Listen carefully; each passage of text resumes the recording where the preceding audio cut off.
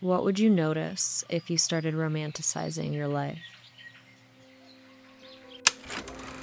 When you're younger, the world feels new. You see life through a glowy haze of curiosity, the constant feeling of adventure and interest in the small things. But as you get older, the curiosity starts to fade. It fades away so quietly you don't even realize it's left until you're alone with your thoughts. You become accustomed to life without the spark, but something always felt so unsettling about that. But what if you could get that spark back? This last year, I started documenting life in a different way. I began to make videos and attempt to share and connect with others around the world.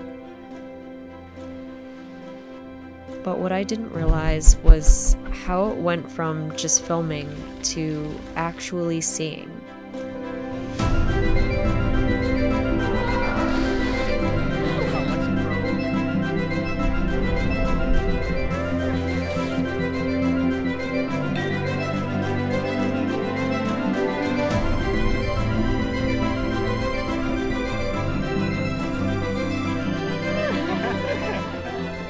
While I was filming, I started to notice the small things again, just like my kid self.